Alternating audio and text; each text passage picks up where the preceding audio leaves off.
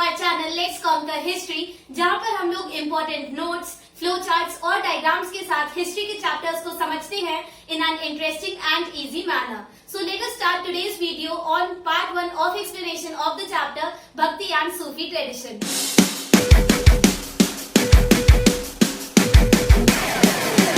इस चैप्टर से पहले हम लोगों ने चैप्टर 4 डिस्कस करा था थिंकर्स, बिलीफ्स एंड बिल्डिंग्स, और चैप्टर 5 जैसा कि आप सभी को पता होगा कि through the eyes of travellers जो हमारा चैप्टर 5 था वो हमारे सिलेबस से डिलीट हो गया है, इसीलिए हम लोगों ने चैप्टर 5 पे वीडियोस नहीं बनाई है. सो चैप्टर 4 में हम लोगों ने देखा था कि इंडियन सबकॉन्टिनेंट में by 600 BC new ideas, new traditions develop हो गए थे, new school of thoughts develop हो गए थे, जैसे बुद्धिज्म, जैनिज्म, आजीविका, लोकायत और भी बहुत सारे स्कूल ऑफ थॉट्स डेवलप हो गए थे. और जो हिंदुइज्म था, जो वैदिक ट्रेडिशन था, उसमें भी चेंजेस आ गए थे बाय 600 BC और पुरानी हिंदुइज्म की ग्रोथ हुई थी. नाउ इसी जो ये हम लोगों ने रिलीजियस लाइफ पढ़ी थी इन इंडियन सबकॉन्टिनेंट, उसी को अब हम लोग इस चैप्टर में कंटिन्यू करेंगे. और अब हम लोग जो रिलीजन और जो ट्रेडिशन फॉलो किए जा रहे थे in Indian subcontinent between 8 to 18 century AD, उनके बारे में पढ़ेंगे.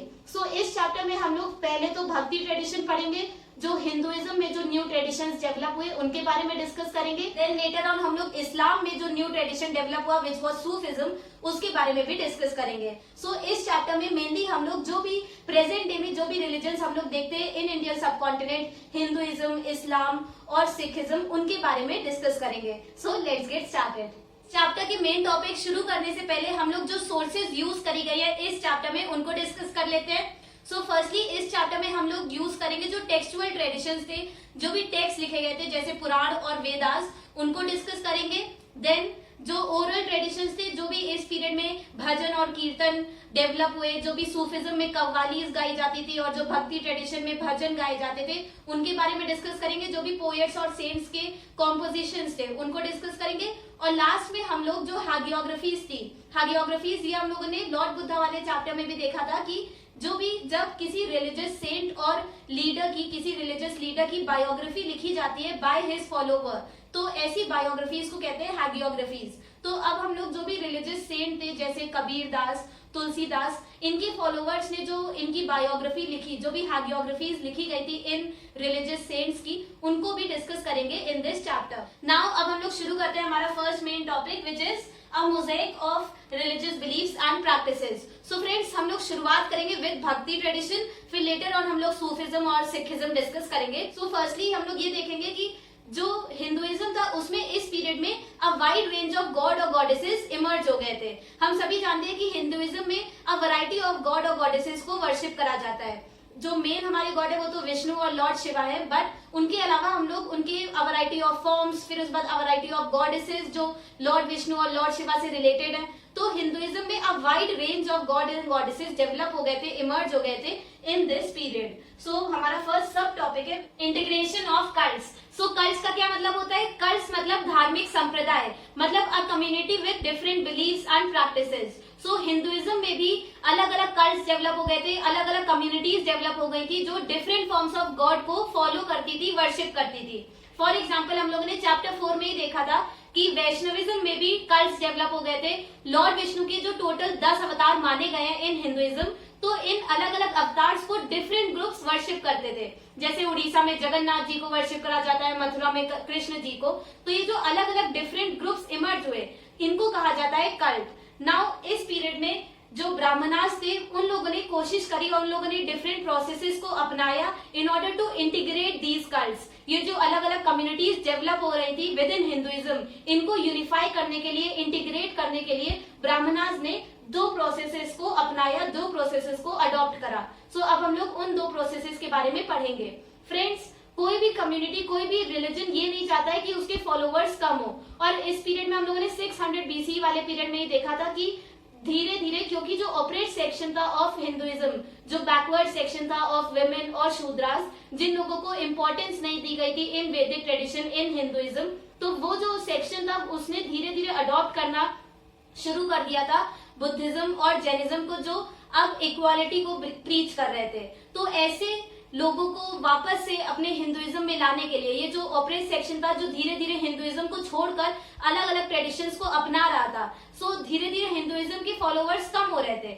सो क्योंकि ब्राह्मणास ऐसा नहीं चाहते थे, इसीलिए इस ऑप्रेस सेक्शन को इनकलकेट करने के लिए, ज्वाइन करने के लिए, वापस से इंटीग्रेट करने के लिए विद इन हिंदुइज्म ब्राह्मणास ने दो मेन प्रोसेसेस को अपनाया और अब हम लोग उनके बारे में डिस्कस करेंगे। सो फर्स्ट प्रोसेस थी स्प्रेडिंग ब्राह्मणिकल आइडियाज।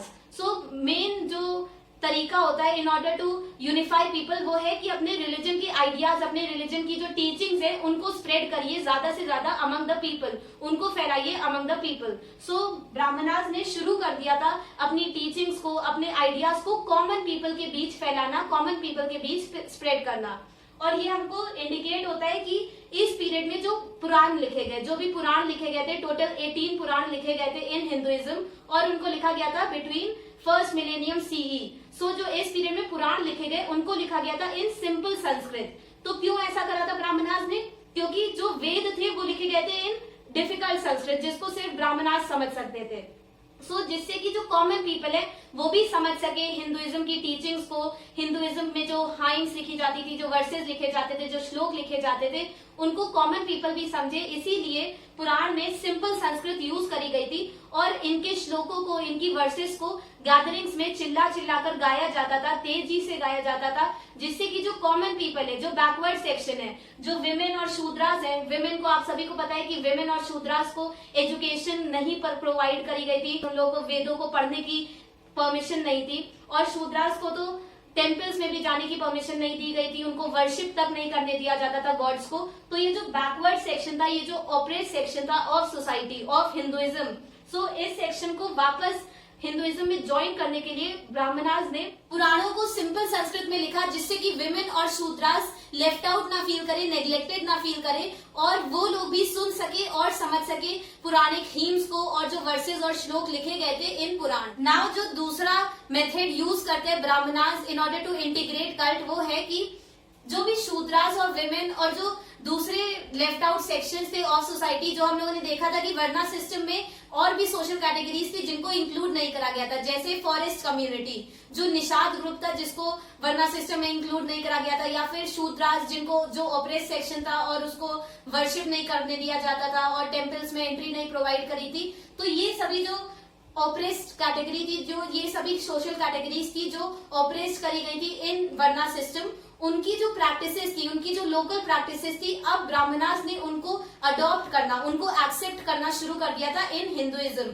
सो इसका एक एग्जांपल भी हमको मिलता है कि एक लोकल प्रैक्टिस थी जहां पर गॉडेस को as a form of stone worship करा जाता था। मतलब आप सभी ने देखा होगा कि एक स्टोन पर लाल कलर लगा दिया जाता है और उसको गॉडेस का एक फॉर्म मानकर पूजा जाता है इन टेम्पल्स। तो ये एक लोकल प्रैक्टिस है, ये लोकल जो कम्युनिटीज हैं वो लोग प्रैक्टिस करती थी, और मेनली जो ओप्रेस सेक्शन था वो इन फॉर्म्स को वर्शिप करता था। सो इस पीरियड में जो पुरानिक हिंदुइज्म था उसने इन लोकल प्रैक्टिसेस को अडॉप्ट कर लिया था, एक्सेप्ट कर लिया था।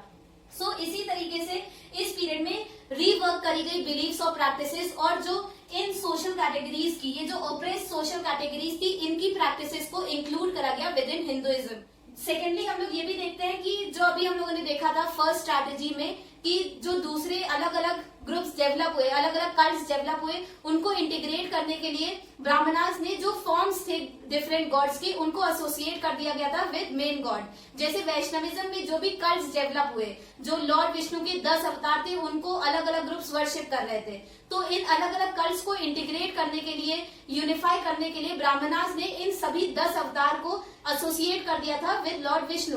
तो अब जो उड़ीसा में जो ग्रुप वर्शिप करता है जगन्नाथ जी को, या फिर राम जी को जो वर्शिप करते हैं इन अयोध्या, या फिर मथुरा में जो लोग कृष्ण जी को वर्शिप कर रहे हैं, तो ये अलग अलग ग्रुप्स, ये सभी इनडायरेक्टली ये लोग लॉर्ड विष्णु को ही वर्शिप कर रहे हैं। तो ये एक वे था ब्राह्मणास का to integrate these different cults. ये जो डिफरेंट ग्रुप्स थे इन सभी को यूनिफाई करने का ये मेथड ब्राह्मणास ने अडॉप्ट करा। एंड देन लोकल प्रैक्टिसेस तो हम लोगों ने देख ली कि जो भी इस जो ऑपरेट सेक्शन था, ये जो लोअर सेक्शन था ऑफ सोसाइटी, उसकी जो लोकल प्रैक्टिसेस थी उनको भी एसोसिएट कर लिया था, अडॉप्ट कर लिया था, एक्सेप्ट कर लिया था ब्राह्मणास ने। ऑल्सो ये जो लोकल ट्रेडिशंस, जो अब न्यू प्रैक्टिसेस और चेंजेस आए इन पुरानिक हिंदुइज्म, ये आए through dialogue and discussion between little and great tradition. Little और ग्रेट ट्रेडिशन, ये जो टर्म यूज करा गया है, ये कॉइन करा था रॉबर्ट रेडफील्ड ने, और ये 1 मार्क्स के लिए इंपॉर्टेंट है, ये आप लोग नोट डाउन कर लीजिए। और यहाँ पर जो ग्रेट ट्रेडिशन है ये यूज करा गया है फॉर सांस्कृतिक पुराणिक ट्रेडिशन, जो डोमिनेंट ट्रेडिशन था, जो पुराणिक हिंदुइज्म था, उसके लिए यूज करा गया है द वर्ड ग्रेट, क्योंकि ये ज्यादातर लोग इसको फॉलो करते थे। राजा, मिनिस्टर्स और जो सोसाइटी के कॉमन पीपल थे वो सभी इन प्रैक्टिसेस को, इस बिलीफ को फॉलो करते थे, विच वॉज पुराणिक हिंदुइज्म। और जो लिटिल ट्रेडिशन है ये टर्म यूज करा गया है फॉर द लोकल आइडियाज, जो लोकल प्रैक्टिसेस और बिलीव्स प्रैक्टिस करे जाते थे बाय कम्युनिटीज। जैसे अभी हम लोगों ने देखा ये जो worship of goddess as a simple form of stone, जिसमें रेड कलर का ओकरे लगा दिया जाता था। सो ये जो एक लोकल ट्रेडिशन था ये लोकल कम्युनिटीज फॉलो करती थी और ज्यादातर लोग इन ट्रेडिशंस को फॉलो नहीं करते थे, इसीलिए इसको रॉबर्ट रेडफील्ड ने बोला लिटिल ट्रेडिशन। जो ये लोकल कम्युनिटीज थी और ये जो डोमिनेंट आइडियाज थे, जो पुराणिक हिंदुइज्म था, जो ब्राह्मणास थे, सो ब्राह्मणास और लोकल कम्युनिटीज के बीच जो डिस्कशंस हुए, जो एक्सचेंज ऑफ आइडियाज हुए, उससे ये न्यू ट्रेडिशंस और न्यू बिलीव्स और न्यू प्रैक्टिसेस डेवलप हुए, इमर्ज हुए। सो ये जो हम लोगों ने देखा कि ब्राह्मणास ने एक्सेप्ट करा और रीवर्क करा, चेंजेस लाए वो लोग विद इन पुराणिक हिंदुइज्म, ये आया through discussion between little and great tradition. And last, Hinduism ने और उसके आइडियाज और बिलीफ्स ने बुद्धिज्म को भी इन्फ्लुएंस करा। और इसका एक मेन एग्जांपल हमको दिखता है कि जो महायान ट्रेडिशन डेवलप हुआ था, हम लोगों ने देखा था चैप्टर 4 में, जहाँ पे लॉर्ड बुद्धा को गॉड की तरह ट्रीट करा जाता था, गॉड की तरह उन्हें वर्शिप करा जाता था। सो अब इस ट्रेडिशन में ही एक गॉडेस भी अब इमर्ज हो गई थी विद इन बुद्धिज्म और उनका नाम था मारीची। इनकी आपको फोटोग्राफ आपको मिल जाएगी इन एनसीईआरटी। सो बुद्धिज्म में अब गॉडेस भी इमर्ज हो गई थी जिनका नाम था मारीची। तो ये दिखाता है कि जो अलग अलग डिफरेंट कल्ट्स थे, जो डिफरेंट रिलीजन्स थे, उनके बीच भी एक्सचेंज ऑफ आइडियाज हुआ, उनके बीच भी डिस्कशंस अकर कर रहे थे और उन लोगों ने भी एक दूसरे के आइडियाज से इंस्पायर होके न्यू प्रैक्टिसेस को अडॉप्ट करा। जैसे बुद्धिज्म में हम लोगों ने देखा था कि वो लोग गॉड्स और गॉडेस में बिलीव नहीं करते थे, वो लोग सिर्फ और सिर्फ इंडिविजुअल एफर्ट्स को एम्फसाइज करते थे। बट अब हिंदुइज्म से इन्फ्लुएंस होके, हिंदुइज्म से इंस्पायर होके बुद्धिज्म में भी गॉड्स और गॉडेस का कॉन्सेप्ट इमर्ज हुआ और लॉर्ड बुद्धा को उन लोगों ने शुरू कर दिया था वर्शिप करना एज गॉड, और मारीची डेवलप हुई, इमर्ज हुई as a Buddhist goddess. So friends, अब हमारा नेक्स्ट टॉपिक है डिफरेंसेस एंड कॉन्फ्लिक्ट। अभी तक हम लोगों ने इंटीग्रेशन ऑफ कल्ट्स में देखा कि ब्राह्मणास ने कौन सी दो प्रोसेसेस अडॉप्ट करी थी in order to integrate and unify different communities. But friends, जो भी ये डिफरेंट कल्ट्स थे, जो ये डिफरेंट रिलीजन्स थे, हमेशा इनके बीच शांति नहीं बनी रहती थी, ये लोग हमेशा पीसफुली एग्जिस्ट नहीं करते थे। बहुत बार ऐसे भी केसेस आते थे जब इनके बीच डिफरेंसेस अराइज हो जाते थे और कॉन्फ्लिक्ट्स और टेंशंस डेवलप हो जाते थे, क्योंकि इन सभी कल्ट्स के, इन सभी रिलीजन्स के डिफरेंट आइडियाज थे। सो अब हम लोग इन्हीं डिफरेंसेस और कॉन्फ्लिक्ट्स के बारे में डिस्कस करेंगे। सो फर्स्टली फ्रेंड्स, जो वैदिक और पुराणिक ट्रेडिशन अभी तक हम लोगों ने पढ़ा, उनके बीच एक मेजर डिफरेंस हमेशा बना रहता था कि वैदिक ट्रेडिशन में जो मेन गॉड्स थे, हम लोगों ने चैप्टर 4 में देखा था वैदिक ट्रेडिशन पढ़ते हुए कि ऋग्वेद में जो मेन गॉड बताए गए हैं वो है अग्नि, सोम और इंद्र।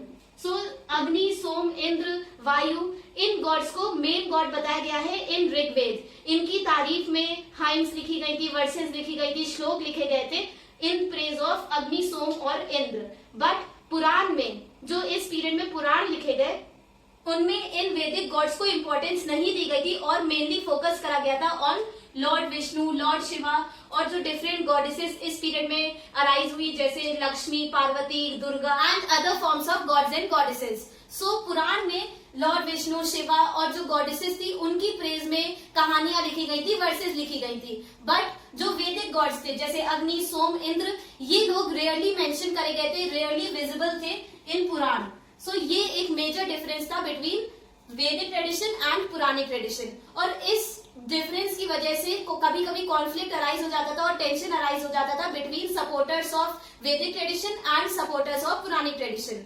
सो अब हम लोग वो कॉन्फ्लिक्ट डिस्कस करेंगे।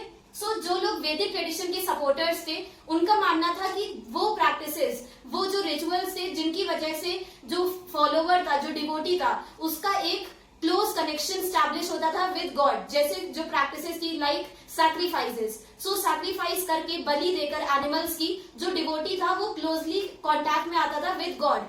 पर पुरानिक हिंदुइज्म में इन रिचुअल्स को, इन सैक्रिफाइसेस को इंपॉर्टेंस नहीं दी गई थी। सो जो सपोर्टर्स थे ऑफ वैदिक ट्रेडिशन, वो लोग पुरानिक ट्रेडिशन को इस वजह से कंडेम करते थे, क्रिटिसाइज करते थे। देन बहुत बार जो डिफरेंट रिलीजन्स थे जैसे जैनिज्म, बुद्धिज्म और पुरानिक हिंदुइज्म, सो जो इस पीरियड में जो डिफरेंट रिलीजन्स थे उनके बीच भी बहुत बार कॉन्फ्लिक्ट्स अराइज हो जाते थे due to differences in ideas and practices. So क्योंकि इन डिफरेंट रिलीजन्स के डिफरेंट आइडियाज थे, डिफरेंट बिलीव्स थे, इस वजह से इन डिफरेंट रिलीजन्स में बहुत बार कॉन्फ्लिक्ट्स और टेंशंस अराइज हो जाते थे।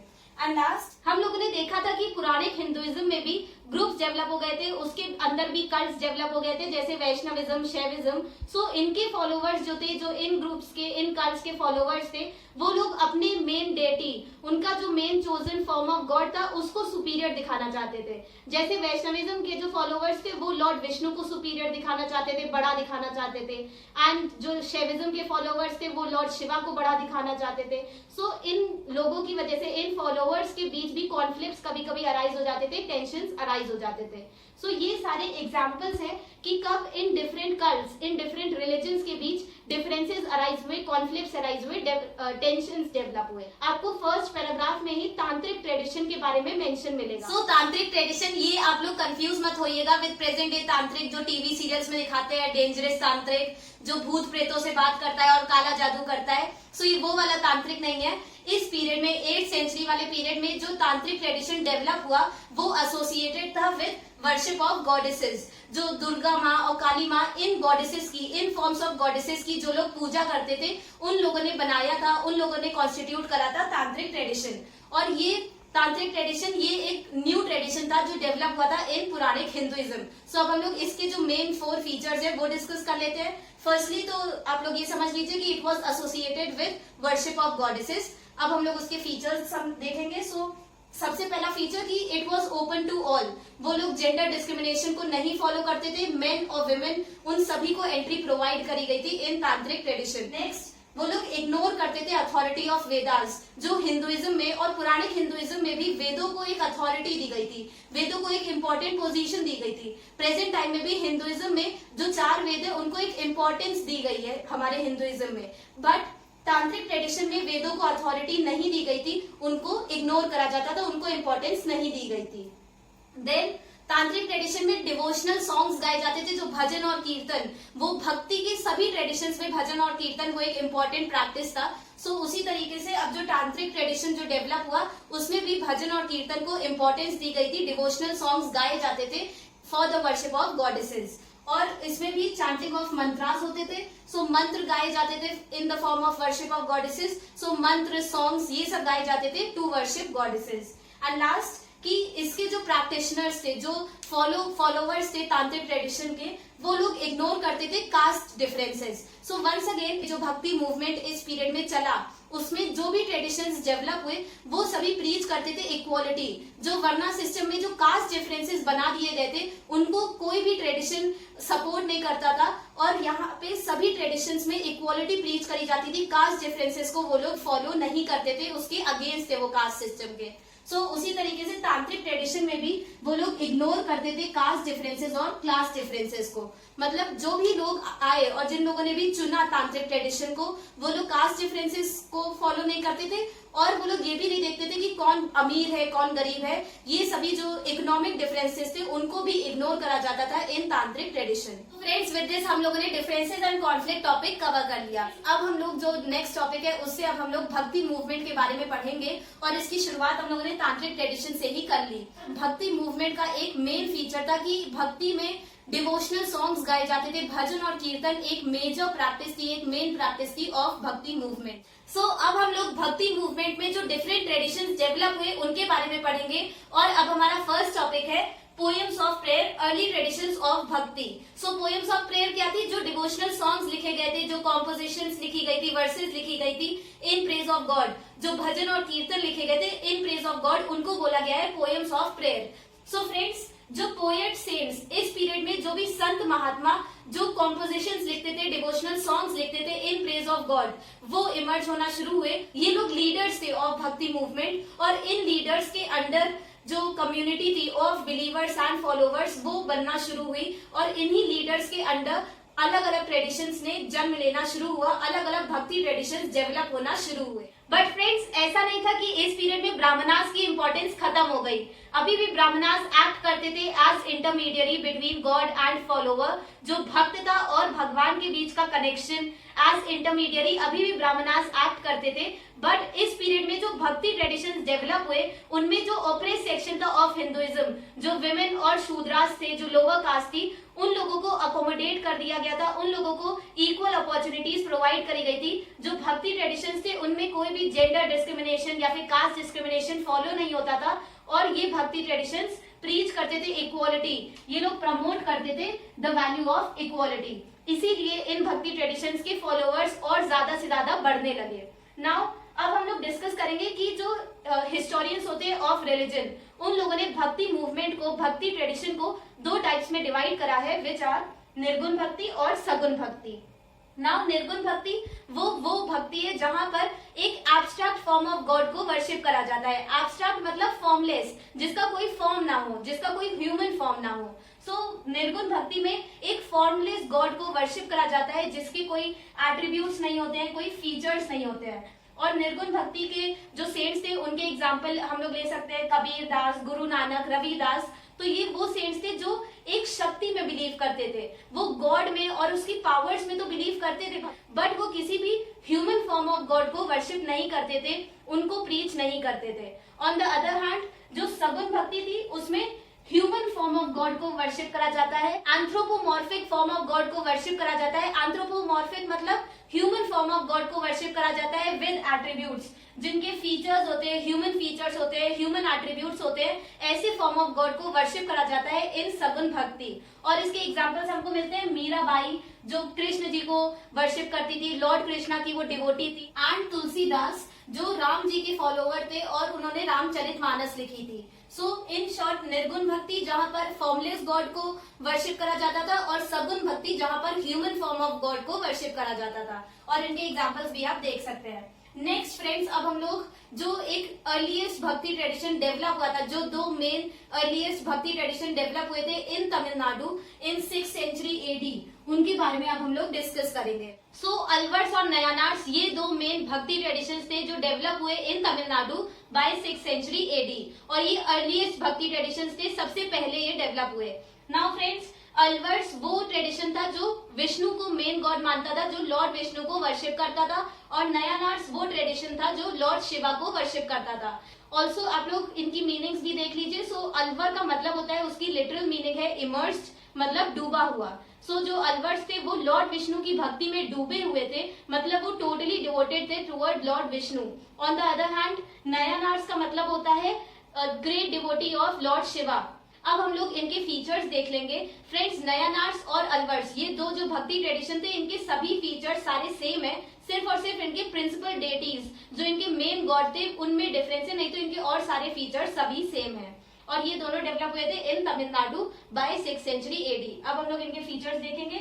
सो अलवर्स और नयानार्स ये जो ट्रेडिशन था, इसमें जो भी संत महात्मा हुए, जो इनके संत महात्मा थे, वो सभी एक जगह से दूसरी जगह प्लेस टू प्लेस वो ट्रैवल करते थे और अपनी हाइम्स, जो वो हीम्स कंपोज करते थे, जो भजन और कीर्तन, जो डिवोशनल सॉन्ग्स वो कंपोज करते थे, उनको जाते हुए, ट्रैवल करते हुए वो गाते रहते थे और अपने डिवोशनल सॉन्ग्स के थ्रू वो अपनी टीचिंग्स को कॉमन पीपल के बीच प्रीच करते थे। और ये जो उनकी हाइम्स थी, जो उनके डिवोशनल सॉन्ग्स थे, जो भजन कीर्तन थे, ये लिखे गए थे इन तमिल लैंग्वेज, जो लोकल लैंग्वेज थी उसमें अपनी टीचिंग्स को प्रीच करते थे। ये भी एक वजह थी कि क्यों अलवर ट्रेडिशन और नयानार ट्रेडिशन फेमस हुआ और ज्यादा से ज्यादा लोगों ने इसको फॉलो करा।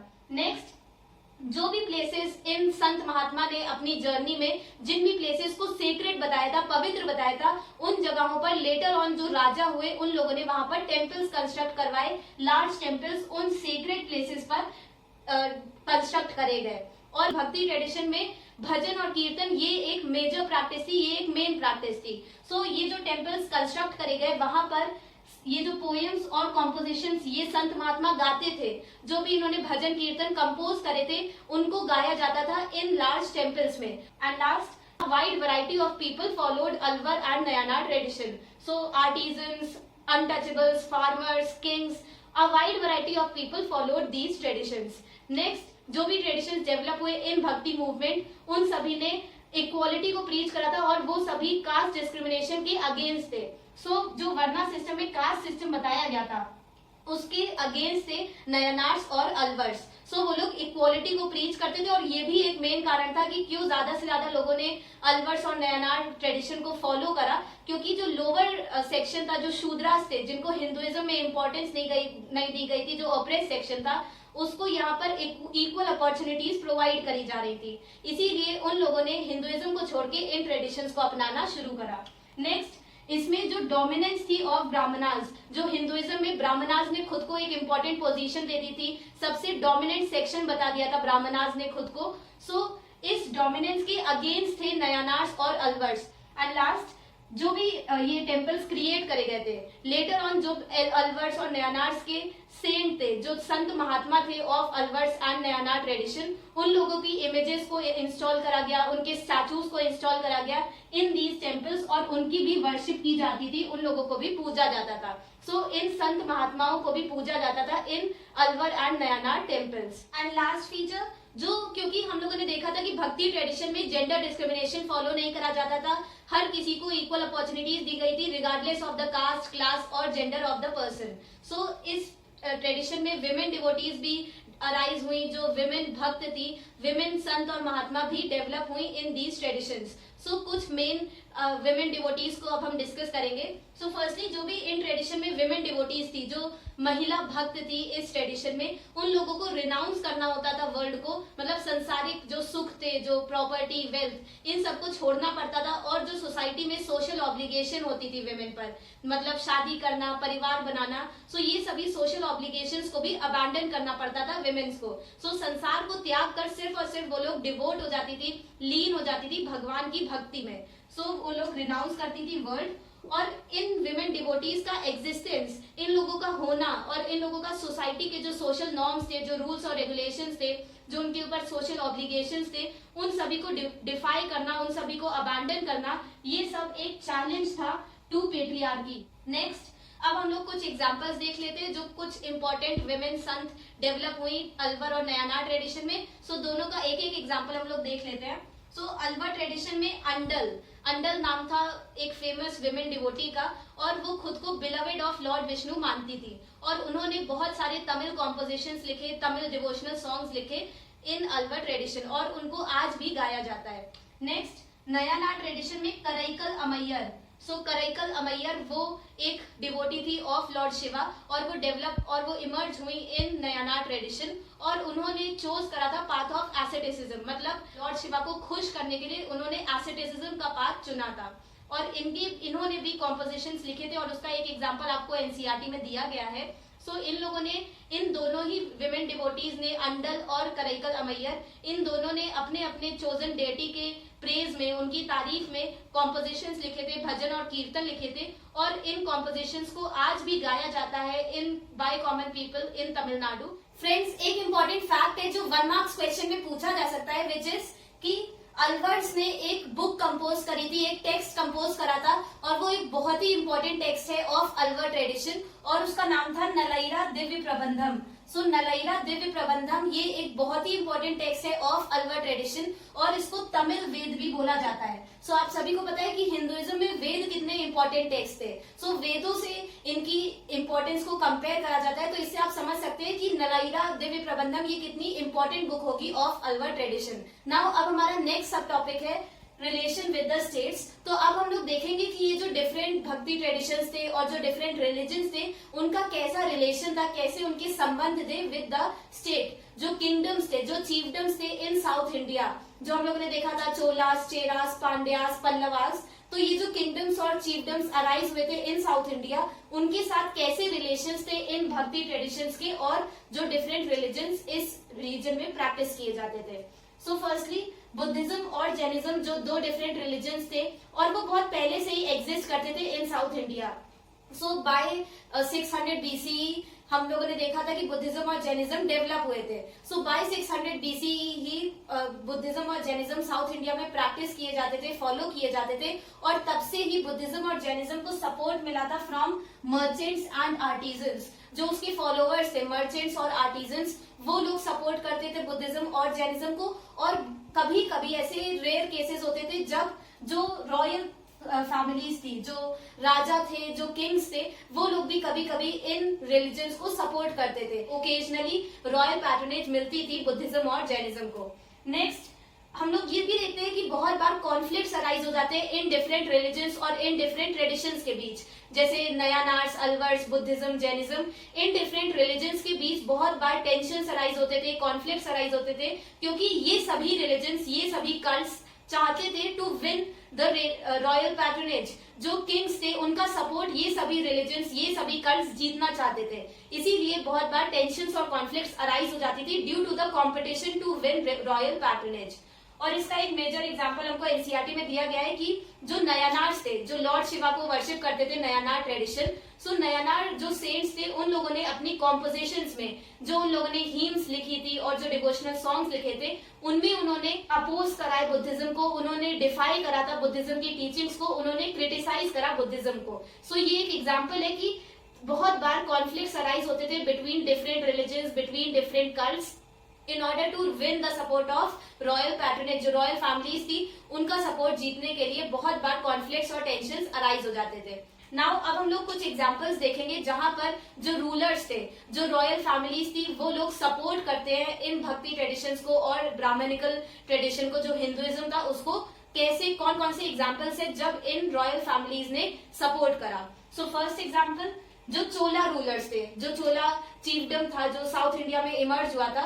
सो चोला रूलर्स ने सपोर्ट करा था दोनों को, हिंदुइज्म को भी, जो ब्राह्मणिकल ट्रेडिशन था उसको भी उन्होंने सपोर्ट करा, और जो भक्ति ट्रेडिशंस थे जैसे अलवर और नयानार, उनको भी उन लोगों ने सपोर्ट करा। और कैसे वो लोग सपोर्ट करते थे? बाय ग्रांटिंग लैंड, मतलब वो लोग लैंड ग्रांट करते थे और फंड्स ग्रांट करते थे इन सभी रिलीजन्स को और सेंट्स को, और वो लोग कंस्ट्रक्ट करवाते थे लार्ज और magnificent temples for their gods. जो भी चीफ डेटीज थे इन सभी ट्रेडिशंस के, उनके लिए वो लार्ज टेम्पल्स कंस्ट्रक्ट करवाते थे। सो इसका एग्जाम्पल है जो शिवा टेम्पल्स कंस्ट्रक्ट करवाए थे चोला रूलर्स ने इन चिदम्बरम, थंजावुर और गंगाई कोंडा चोलापुरम। तो ये भी दिखाते हैं कि कैसे चोला रूलर्स ने सपोर्ट करा और encourage करा इन ट्रेडिशंस को by giving them lands, by granting them lands and funds and by constructing temples. Next, जो नयानार ट्रेडिशन था जो लॉर्ड शिवा को वर्शिप करता था, सो नयानार ट्रेडिशन के जो आइडियाज थे उन लोगों ने इंस्पायर करा, इन्फ्लुएंस करा आर्टिजन्स को, जो आर्टिस्ट थे, जो स्कल्पटर्स थे, उनको इन आइडियाज ने इन्फ्लुएंस करा, और इन आर्टिस्ट ने, इन स्कल्पटर्स ने कंस्ट्रक्ट करा, क्रिएट करा एक new form of lord Shiva जिसको बोला जाता है नटराज। तो आप सभी ने देखा होगा नटराज की मूर्ति जो ब्रॉन्ज स्कल्पचर कंस्ट्रक्ट क्रिएट करा जाता है ऑफ लॉर्ड शिवा। सो वो क्रिएट हुआ था इस पीरियड में, और आर्टिस्ट ने ये क्रिएट करा था बाय गेटिंग इंस्पायर्ड और influenced by the ideas of Nayanar tradition. So इससे हमें पता चलता है कि जो आइडियाज थे इन भक्ति ट्रेडिशंस के, उन्होंने इंस्पायर करी आर्ट और स्कल्पचर को भी। नेक्स्ट, जो किंग्स थे, जो रूलर्स थे, उन लोगों ने इन भक्ति ट्रेडिशंस को सपोर्ट करने के लिए, उनको एंकरेज करने के लिए एक न्यू प्रैक्टिस इंट्रोड्यूस करी थी इन टेम्पल्स, और वो थी सिंगिंग ऑफ तमिल हीम्स। जो इन सेंट्स ने, जो इन भक्ति ट्रेडिशन के जो सेंट थे, उन लोगों ने जो डिवोशनल सॉन्ग्स लिखे थे, जो उन लोगों ने कॉम्पोजिशंस लिखे थे, हीम्स लिखी थी तमिल में, उनको गाना इन टेम्पल, उन भजन कीर्तन को गाना बाय फॉलोवर्स इन टेम्पल, ये इंट्रोड्यूस करा था चोला किंग्स ने। और ये दिखाता है कि चोला रूलर्स ने कैसे सपोर्ट करा इन भक्ति ट्रेडिशंस को। ऑल्सो इन रूलर्स ने इन सभी कॉम्पोजिशंस को, जो डिवोशनल सॉन्ग्स लिखे गए थे बाय भक्ति सेंट्स इन तमिल, इन सभी कॉम्पोजिशंस को, इन सभी भजन कीर्तन को उन लोगों ने कंपाइल करा था into a text which was named Tevaram. So इन लोगों ने एक बुक बना दी थी जिसमें इन सभी डिवोशनल सॉन्ग, जो भी भजन और कीर्तन लिखे गए थे इन तमिल, उसको उन लोगों ने कंपाइल कर दिया था और उसका नाम था तेवारम। सो ये भी 1 मार्क्स के लिए इम्पोर्टेंट है। नेक्स्ट, जो चोला रूलर्स थे उन लोगों ने इन भक्ति सेंट्स की भी वर्शिप करना शुरू कर दिया था इन टेम्पल्स। सो ये जो इम्पोर्टेंट भक्ति सेंट्स थे अलवर और नयानार ट्रेडिशन के, उनकी मूर्तियां, उनकी इमेजेस भी लगवाई गई थी इन टेम्पल्स, और अब फॉलोवर्स उनको भी पूजते थे, उनकी भी वर्शिप करते थे इन टेम्पल्स। सो इसका एग्जाम्पल है कि जो परंतका फर्स्ट जो एक फेमस चोला रूलर थे, उन्होंने इंस्टॉल करी थी metal images of Nayanar saints, जिनका नाम है अपार, संबंदर और सुंदरर। सो ये भी एक न्यू प्रैक्टिस इंट्रोड्यूस करी थी इन रूलर्स ने in order to support these traditions. And last अब हम लोग देखेंगे कि क्या रीजन था कि ये जो स्टेट थे, जो किंगडम्स थे, वो इन रिलीजन्स को सपोर्ट करते थे। सो मेनली दो रीजन है। Firstly to win the support of followers, जो इन सभी ट्रेडिशंस के फॉलोवर्स थे, जो इन ट्रेडिशंस को मानते थे, उनके डिवोटीज थे, उन लोगों का सपोर्ट जीतने के लिए इन राजाओं ने उस ट्रेडिशन को सपोर्ट करा। तो अगर वो लोग लार्ज और मैग्निफिसेंट टेम्पल्स कंस्ट्रक्ट करवाएंगे और लैंड्स ग्रांट करेंगे, फंड्स ग्रांट करेंगे उस ट्रेडिशन को, तो उस ट्रेडिशन के फॉलोवर्स उन लोगों को सपोर्ट करेंगे, उन लोगों से, उन राजाओं से खुश हो जाएंगे। सेकेंडली वो लोग चाहते थे ये दिखाना कि ये जो राजा थे वो ये दिखाना चाहते थे कि उन लोगों को पावर मिलती है फ्रॉम द गॉड, भगवान ने उनको ये पावर दी है to rule over the kingdom. So divine support दिखाने के लिए, डिवाइन ओरिजिन दिखाने के लिए अपनी पावर का उन लोगों ने कंस्ट्रक्ट करवाए थे लार्ज और मैग्निफिसेंट टेम्पल्स, एंड वो लोग अपनी पावर भी दिखाना चाहते थे। इतने लार्ज मैग्निफिसेंट टेम्पल्स को कंस्ट्रक्ट करवा के वो लोग अपनी पावर, अपनी वेल्थ, अपना स्टेटस शोकेस करना चाहते थे। फॉर एग्जाम्पल जो अभी हम लोगों ने देखा कि चोला रूलर्स ने शिव टेम्पल्स कंस्ट्रक्ट करवाए थे एट गंगाईकोंडा, चोलापुरम, थंजावुर और चिदम्बरम। सो इन सभी लार्ज और मैग्निफिसेंट शिवा टेम्पल्स को बनवाकर चोला रूलर्स अपना स्टेटस, अपनी वेल्थ को शोकेस करना चाहते थे, सब जगह दिखाना चाहते थे। सो इसलिए भी उन लोगों ने इन ट्रेडिशंस को सपोर्ट करा in order to showcase their power. Guys, अगर आपकी कोई क्वेरीज हो, कोई क्वेश्चंस हो, अगर कोई चीज हो इन दिस चैप्टर जो आपको समझ नहीं आई हो, then you can post your questions in the comment section. I surely try to solve your queries. Now friends, अब हम लोग अपना नेक्स्ट टॉपिक शुरू करेंगे which is Veer Shaiva tradition. Veer Shaiva term का मतलब होता है हीरोज ऑफ शिवा, मतलब लॉर्ड शिवा के डिवोटीज, फॉलोवर्स। तो यहाँ से आप समझ सकते हैं कि वीर शैवा ट्रेडिशन के जो फॉलोवर्स थे वो लॉर्ड शिवा की पूजा करते थे, लॉर्ड शिवा को वर्शिप करते थे। और वीर शैवा जो ट्रेडिशन था उसके फॉलोवर्स को लिंगायत भी बोला जाता था। नाउ लिंगायत का मतलब होता है वियरर ऑफ लिंग, और शिवलिंग आप सभी को पता होगा कि लिंग जो है वो हिंदुइज्म में एक सिंबल माना गया है ऑफ लॉर्ड शिवा। क्योंकि वीर शैवा ट्रेडिशन के जो फॉलोवर्स थे वो लिंग को पहनते थे, इसीलिए उन लोगों को लिंगायत बोला जाता था, मतलब वियरर ऑफ लिंग, जो फॉलोवर्स लिंग को पहनते हैं, शिवलिंग को पहनते हैं। ये दोनों टर्म्स के मीनिंग आ सकते हैं इन 1 मार्क्स क्वेश्चन, तो ये बहुत ही इंपॉर्टेंट है, इसको आप लोग नोट डाउन जरूर कर लीजिए। नाउ अब हम लोग वीर शैवा ट्रेडिशन कब फाउंड हुआ और उसकी जो बिलीफ्स और प्रैक्टिसेस थे उनको पढ़ेंगे। वीर शैवा ट्रेडिशन को फाउंड करा था बसवन्ना ने। वीर शैवा ट्रेडिशन के जो मेन लीडर थे जिन्होंने वीर शैवा ट्रेडिशन को फाउंड करा था वो थे बसवन्ना। और बसवन्ना वो बाय बर्थ, वो उनका जन्म हुआ था इन ब्राह्मण कास्ट, और वो जैनिज्म को फॉलो करते थे, और वो बाय ऑक्यूपेशन वो एक मिनिस्टर थे of Chalukya king. Now later on उन्होंने इन 12th सेंचुरी उन्होंने फाइंड करा लिंगायत जो वीर शैवा ट्रेडिशन था जहां पर लॉर्ड शिवा को वर्शिप करा जाता था। तो उन्होंने भक्ति मूवमेंट को शुरू करा था इन कर्नाटका, और वही थे founder of Veer Shaiva tradition. और इनकी आप लाइफ टाइम भी देख लीजिए कि बसवन्ना का जन्म हुआ था इन 1106 और उनकी डेथ हुई थी इन 1168। नाउ वीर शैवा ट्रेडिशन के बारे में समझने के लिए और उसकी बिलीव्स और प्रैक्टिसेस को जानने के लिए हिस्टोरियंस कौन सी सोर्सेज यूज करते हैं? वो है वचनाज, जो वचन, जो वीर शैवा ट्रेडिशन के फॉलोवर्स थे उन्होंने जो भी वचन लिखे थे, जो भी उनके कॉम्पोजिशंस थे, जो उन्होंने डिवोशनल सॉन्ग्स लिखे थे, हिम्स लिखे थे, उसको बोला जाता था वचन, और इसको लिखा गया था इन कन्नड़। वंस अगेन, क्योंकि ये भक्ति ट्रेडिशन था और ज्यादातर भक्ति ट्रेडिशन में जो भी टीचिंग्स थी उनको लोकल लैंग्वेज में लिखा जाता था। वीर शैवा ट्रेडिशन में वचन लिखे गए थे और वो कंपोज करे गए थे in Kannada, which was the local language of Karnataka. अब हम लोग डिस्कस करेंगे वीर शैवा ट्रेडिशन की बिलीव्स और practices. Firstly, Veera Shaiva tradition में लॉर्ड शिवा को वो लोग वर्शिप करते थे। जो वीर शैवा ट्रेडिशन के फॉलोवर्स थे वो लॉर्ड शिवा को ह्यूमन फॉर्म में वर्शिप नहीं करते थे, बल्कि उनके शिवलिंग वाले फॉर्म में वर्शिप करते थे। और इनके जो फॉलोवर्स थे उनमें जो मेल फॉलोवर्स थे, जो मेन फॉलोवर्स थे, वो अपने लेफ्ट शोल्डर में एक सिल्वर केस में लिंग के एक छोटा सा लिंग को रखते थे इन अ सिल्वर केस, और उसको अपने लेफ्ट शोल्डर में टाई कर लेते थे, उसे बांध लेते थे। उनके जो मेन फॉलोवर्स थे, जो मेल फॉलोवर्स थे, वो अपने लेफ्ट शोल्डर में लिंग को पहनते थे, और इसीलिए इन लोगों को लिंगायत बोला जाता था, जिसका मतलब है वेयर ऑफ लिंग। नेक्स्ट, इन वीर शैव ट्रेडिशन का जो मोस्ट रिवर्ड ग्रुप था, जो उनके बीच की जो मोस्ट सबसे ज्यादा रिस्पेक्टेड ग्रुप था, वो था ऑफ जनगम, जिसका मतलब होता है वैंडरिंग मॉन्क्स। वो जो ग्रुप था जो संसार को त्याग देता था और सिर्फ घूम घूम कर लॉर्ड शिवा की तपस्या करता था, उनके डिवोशनल सॉन्ग्स गाता था लॉर्ड शिवा की प्रेज में, उसको बोला जाता था जनगम। और जनगम उनके बीच का सबसे इंपॉर्टेंट ग्रुप था, सबसे रिवर्ड, सबसे ज्यादा रिस्पेक्टेड ग्रुप था वीर शैव ट्रेडिशन में जनगम। नेक्स्ट, वो लोग जो हिंदुइज्म में बर्थ और रीबर्थ की साइकिल थी उसमें बिलीव नहीं करते थे। हम लोगों ने देखा था कि बुद्धिज्म, जैनिज्म, हिंदुइज्म, ये सभी रीबर्थ को इंपॉर्टेंस देते थे, बट वीर शैव ट्रेडिशन में रीबर्थ को इंपॉर्टेंस नहीं दी गई थी। उनका बिलीफ नहीं था इन रीबर्थ, और जो बर्थ और रीबर्थ की साइकिल थी उसको वो नहीं मानते थे। और उनका मानना था कि डेथ के बाद जो भी फॉलोवर्स है वो यूनाइट हो जाते हैं विद लॉर्ड शिवा, मतलब वो कनेक्ट हो जाते हैं, वो लॉर्ड शिवा से मिल जाते हैं, और डेथ के बाद उनकी रीबर्थ नहीं होती है। वो लोग रीबर्थ में बिलीव नहीं करते थे, और उनका मानना था कि फॉलोवर्स वो यूनाइट हो जाते हैं विद लॉर्ड शिवा। इसीलिए, क्योंकि वो लोग रीबर्थ में बिलीव नहीं करते थे, इसीलिए जो हिंदुइज्म में क्रिमेशन करा जाता है, जो डेड बॉडीज होती है उनको जला दिया जाता है, दाह संस्कार किया जाता है, वो भी ये वीर शैव ट्रेडिशन के फॉलोवर्स फॉलो नहीं करते थे, और वो लोग बरी कर देते थे डेड बॉडीज को। वो लोग फ्यूनररी राइट्स जो होती है, जो क्रिमेशन होता है, उसको फॉलो नहीं करते थे, और वो लोग बरी करते थे डेड बॉडीज को। एंड नेक्स्ट, इन वीर शैव ट्रेडिशन वो भी अगेंस्ट द कास्ट सिस्टम और जो जेंडर डिस्क्रिमिनेशन प्रैक्टिस किया जाता था इन हिंदुइज्म, उसकी वो अगेंस्ट था।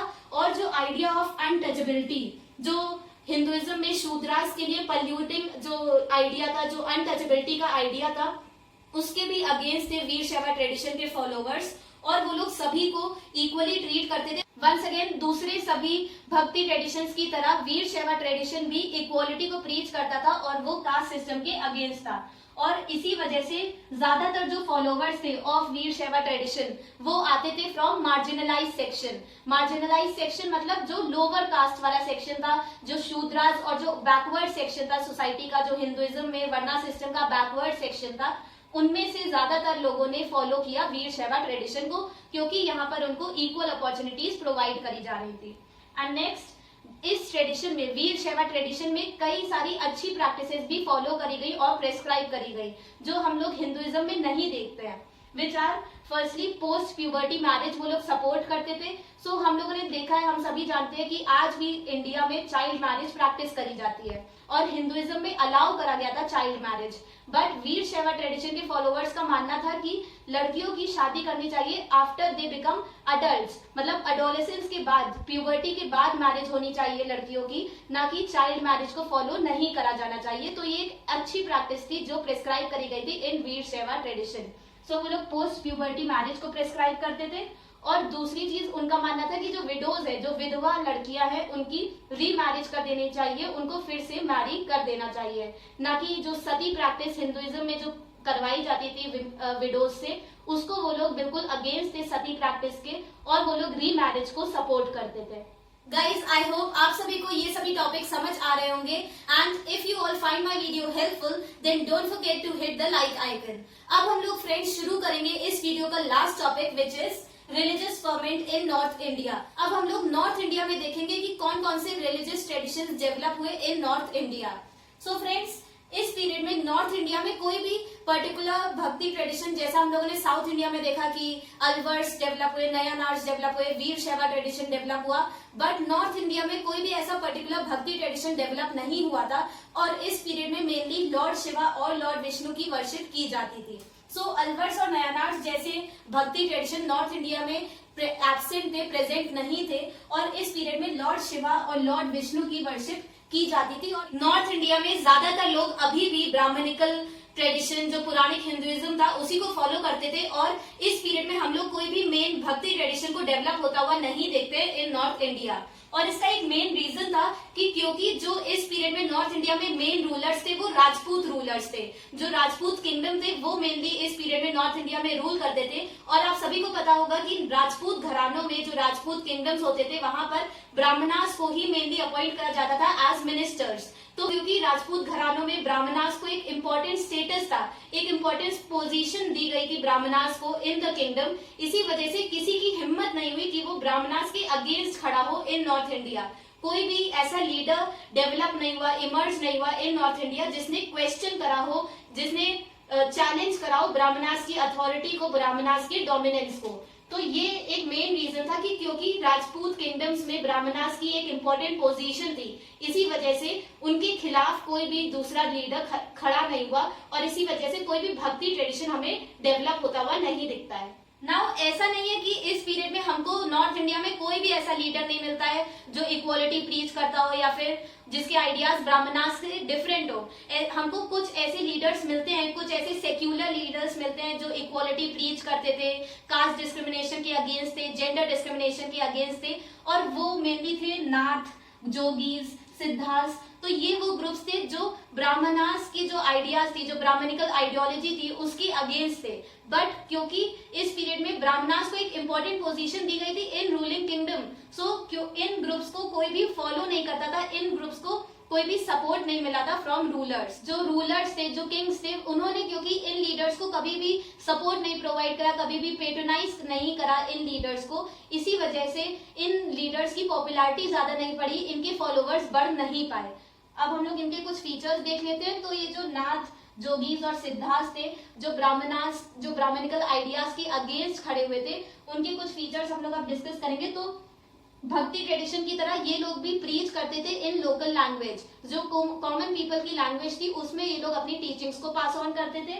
देन ये लोग क्वेश्चन करते थे अथॉरिटी ऑफ वेदास। जो हिंदुइज्म में वेदास को एक इंपॉर्टेंट पोजीशन असाइन करी गई थी, ब्राह्मणास ने जो वेदास को इंपॉर्टेंट टेक्स्ट बताया था उसको ये लोग क्वेश्चन करते थे, और वेदास में जो हीम्स दी हुई थी, जो प्रैक्टिसेस दी गई थी, उसके अगेंस्ट ये लोग थे। एंड लास्ट, ये लोग मेनली आते थे फ्रॉम आर्टिजनल ग्रुप्स। ये जो टीचर्स थे वो मेनली आते थे from the middle class which included artisanal groups.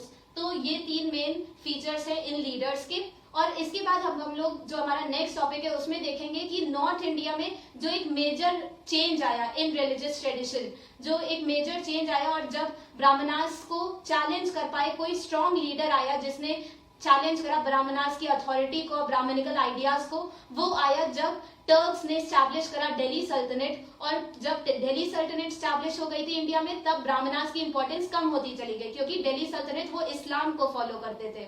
और जब टर्क्स आए इन इंडिया, तब वो लोग अपने साथ लाए सूफी ट्रेडिशन को, और उसी के साथ नॉर्थ इंडिया में सूफी ट्रेडिशन डेवलप हुआ, और फिर जो ब्राह्मणिकल आइडियाज थी उसकी डोमिनेंस कम होना शुरू हो गई इन नॉर्दर्न इंडिया। सो अब हम लोग नेक्स्ट वीडियो में सूफी ट्रेडिशन के बारे में डिस्कस करेंगे। विद दिस हम लोगों ने चैप्टर 6 के भक्ति ट्रेडिशंस के सारे टॉपिक्स कवर कर लिए। रिमेनिंग टॉपिक्स जैसे सूफिज्म, सिखिज्म और कबीरदास की टीचिंग्स, वो अब हम लोग नेक्स्ट वीडियोस में कवर करेंगे। फ्रेंड्स, अगर आपको मेरी वीडियो हेल्पफुल लगती है और मेरे नोट्स इंपॉर्टेंट लगते हैं, then don't forget to like, subscribe, share and comment on my channel. Remaining topics will be uploaded soon. Till then, bye bye.